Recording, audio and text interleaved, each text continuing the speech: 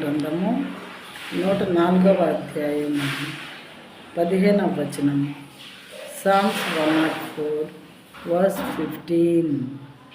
And wine to gladden the heart of man, oil to make his face shine. Oil to make his face shine, and bread to strengthen man's heart. ఇవన్నీ కూడా దేవుడు మరి ఆయన సృష్టిలో పెట్టారు. ఆయన బిడ్డలైనటువంటి మనమందరం కూడా వాటిని అనుభవించి ఎంతో సంతోషంగా ఉండాలని. ఇంకా ఏం చేశారంట, ఇందాకేమో ఆయన గదుల్లో నుండి కొండలకు జలధారలు ఇస్తారని విన్నాము. ఆ తర్వాత ఆయన క్రియల చేత భూమి తృప్తి పొందుతున్నదని విన్నాము. తర్వాత పశువులకు కూడా గడ్డిని మొలిపించేది దేవుడే అని విన్నాము.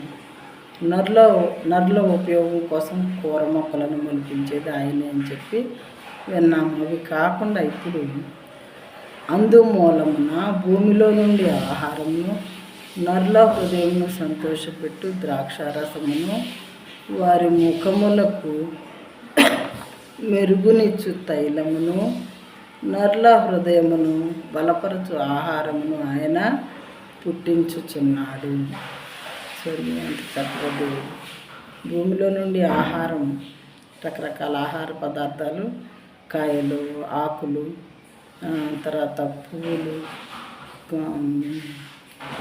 కాయలు ఉంటాయి కదా, రకరకాలటువంటి సీతాఫలాలని, లేకపోతే రామఫలాలని, ఇంకా రకరకాల పండ్లు అడవి నుంచి వచ్చేవి మనం తింటూ ఉంటాం.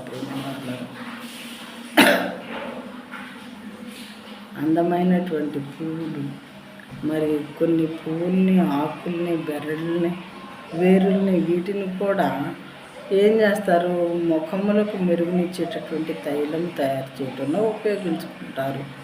అవి కూడా దేవుడు మలిపించాడు అని చాలా చక్కగా క్లియర్గా ఇక్కడ రాయబడి ఉన్నది. నరుల హృదయమును బలపరచు ఆహారం ఆయన పుట్టించుచున్నారు. ఇది తింటే బలం, అది తింటే బలం అని చెప్పిన చాలా మనం యూట్యూబ్లో చూస్తూ ఉంటాము. ఈ ఆకులు తింటేనేమో పలానా డిసీజ్ తగ్గిపోద్ది, పలానా ఆకులు తింటే పలానా డిసీజ్ తగ్గిపోతుంది, దాని వేర్లు దీనికి పనికి వస్తాయి. ఇలాంటి మాటలు ఇలాంటివి చాలా చూస్తూ ఉంటాము. నిజంగానే ఉపయోగకరంగా ఉంటాయి అవి మనకి.